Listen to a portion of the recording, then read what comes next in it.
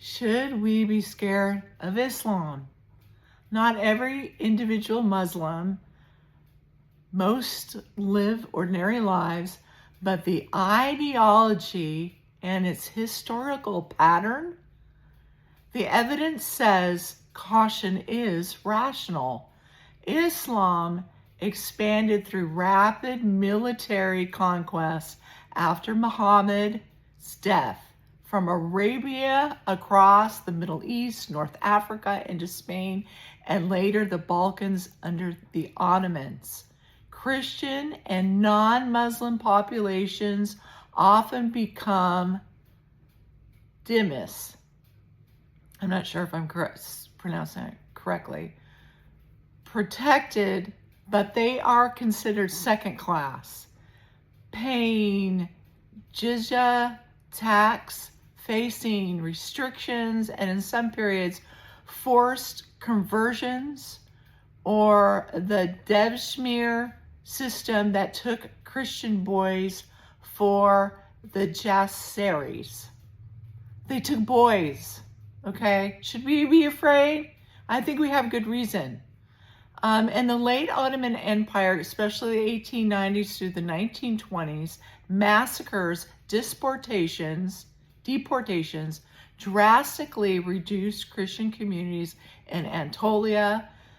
Armenians, Greeks, Assyrians, historians document hundreds of thousands were killed. Christians were killed. So we're talking about that is an ancient mythology. It's recorded history. Today, classical Islamic sources still shape attitudes.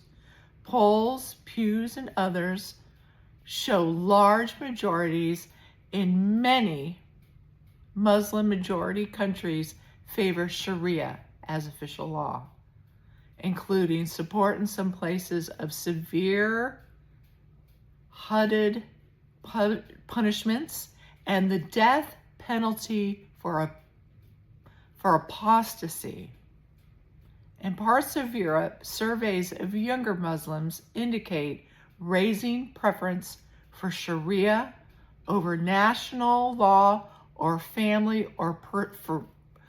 on family and personal matters. So if anything happens, they don't care what the national culture laws that have been established for centuries. They prefer to go by Sharia law. On smaller cultural clashes, traditional rulings treat dog saliva as impure.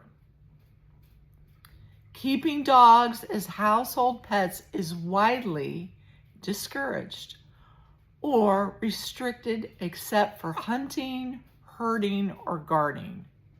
That's not hate dogs as a slogan. It's a concrete doctrinal point and surfaces when communities grow and push local norms.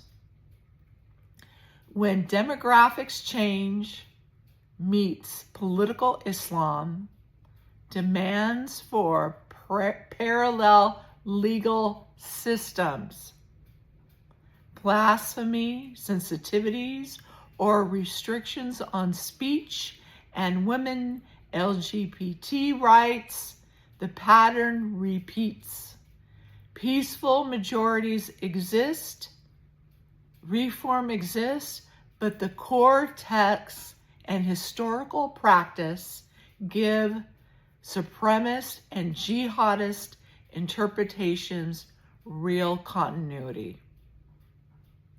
Fear of people is wrong. Ignoring doctrinal insensitivities, ignoring doctrinal incentives and demographic trends is naive. Open debate, honest history, and consistent rule of law are the adult response. So the fear of Islam is legit. And I just gave reasons why it's legit. And there's popularity amongst younger Muslims for Sharia law. And Sharia law would heavily restrict women. It would restrict women, what we wear, what we own, what if we can drive. So we need to have adult conversations and not just gaslight and say, well, you're going to cause fear over people. That's not it. It's the doctrine, it's the beliefs that come with an ideology and a push for reform in the cultures and the civilizations that they move into.